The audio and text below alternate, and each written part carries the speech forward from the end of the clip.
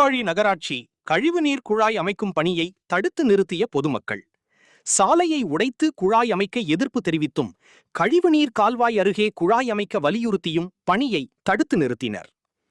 மயிலாடுதுறை மாவட்டம் சீர்காழி நகராட்சியில் 24 வார்டுகள் அமைந்துள்ளது. நகராட்சி பகுதி கழிவுநீர் வெளியேற்றுவதற்காக ரூபாய் 13 கோடி மதிப்பீட்டில் குழாய்கள் மூலம் கழிவுநீரை அப்புறப்படுத்தி அந்தந்த பகுதிகளில் தொட்டிகள் அமைத்து சுத்திகரிப்பு செய்து அதனை வடிகால் ஆற்றின் மூலம் வெளியேற்றும் திட்டம் செயல்படுத்தப்பட்டு பணிகள் நடைபெற்று வருகிறது. இதன்படி 23வது வார்டுக்கு உட்பட்ட திட்டை ரோடு பகுதியில் இன்று பணிகள் நடைபெற்ற பொழுது அப்பகுதியில் உள்ள சாலை ஆக்கிரமிப்புகளை அகற்றாமலும் கழிவுநீர் கால்வாய் அருகே குழாய் அமைக்காமலும் பிரதான தார் சாலையை உடைத்து சாலையின் குறுக்கே குழாய் அமைக்க நகராட்சி ஒப்பந்த பணியாளர்கள் பணியை துவங்கினர். 10க்கும் மேற்பட்ட ஊராட்சி மற்றும் நகர்ப்புற பகுதிகளுக்கு பிரதான சாலையாக அமைந்துள்ள சாலை உடைக்கப்பட்டதால் அதிர்ச்சி அடைந்த அப்பகுதி மக்கள் குழாய் அமைக்கும் பணியை தடுத்து நிறுத்தினர். சாலையை அளவீடு செய்து சாலையின் ஏதேனும் ஒரு பகுதியில்தான் குழாய் அமைக்க வேண்டும் என வலியுறுத்தினர்.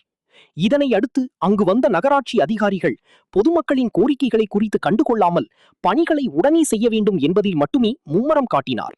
இதனால் பொதுமக்களுக்கும் அதிகாரிகளுக்கும் இடையே கடும் வாக்குவாதம் ஏற்பட்டது. மேலும் தமிழகத்தின் பல்வேறு நகராட்சிகளில் குழாய்கள் மூலம் கழிவுகள் வெளியேற்றும் இத்திட்டமானது பயனற்று கைவிடப்பட்டுள்ள நிலையில் சீர்காழி நகராட்சியில் திட்டத்தை நிறைவேற்றுவதற்கு நகராட்சி நிர்வாகம் முனைப்புடன் செயல்பட்டு வருவதாகவும் அவசரகதியில் பணியை முடிக்க ஒப்பந்ததாரர் தார் சாலையை உடைத்து குழாய் பதிக்க முயல்வதாக கடும் வாக்குவாதத்தில் பொதுமக்கள் ஈடுபட்டனர்.